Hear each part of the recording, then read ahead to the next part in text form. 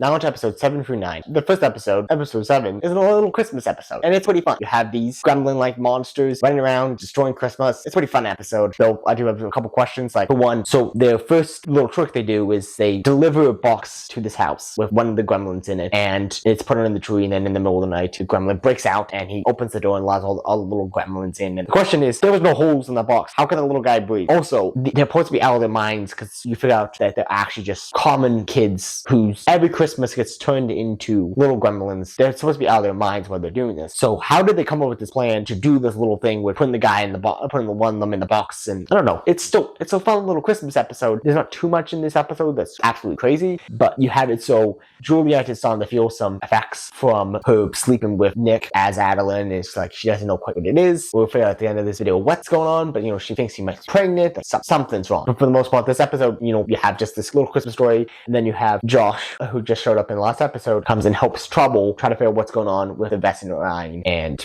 who's behind it. And you get to figure out a little bit more. They're investigating, come up with names. Pretty fun little story. But yeah, for the most part, this episode doesn't have too much crazy stuff going on, but it's a pretty fun episode if you want a little Christmas episode. It ends with Trouble deciding to leave with Joshua to go help him figure out stuff at his house and get his life together. Next episode is dealing with the Chupacabra. See, it's a myth where some people think it's aliens, some people just think it's a fire dog. I mean, the only Chupacabra we have found is clearly just a rabid coyote, but anyways, it's a pretty fun little story that when I first watched this series, I didn't know the myth behind it, and later on I came upon the myth and learned a little bit more about it, and then watched the episode and I'm like, oh, that's the Chupacabra. I know where that comes from now. But yeah, this is a pretty fun episode. I love the twist at the end where the Chupacabra's wife also becomes a Chupacabra, and then he has to sacrifice his life so that she won't get affected, because really what's going on is that, the type of vesting they are, when they get infected, it causes them to become a Chupacabra. In this episode, you also have it so Wu finally knows the truth, and he's a part of the group now. We'll leave the episode with Monroe getting kidnapped and Juliet suddenly turning into a hexen beast. The next episode is dealing with the vesting line, and you get to figure out more about how this cult works and how there's a mix of the Ku Klux Klan with the KKK and Nazis, and it's pretty awful.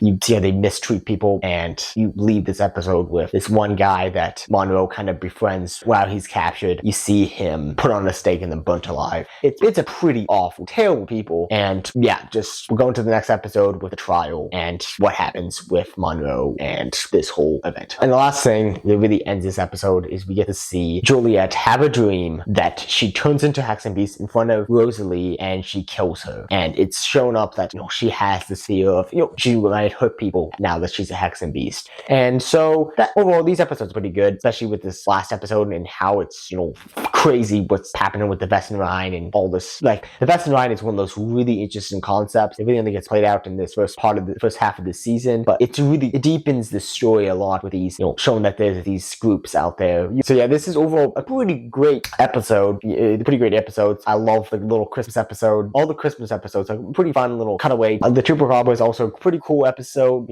Again, I learned about the Chupacabra after watching this the first time around, and Chupacabra, go watch videos about Chupacabra. It's a pretty interesting story, but again, I don't believe in the Chupacabra because it's kind of a silly idea. And the only Chupacabra we found is clearly not an actual Chupacabra. So anyways, I'll leave it at that. But yeah, if you guys want to see when I put out my reviews for episode 10 through 12, consider subscribing. This has been the Movie Night Reviewer, Peter Wary, signing off.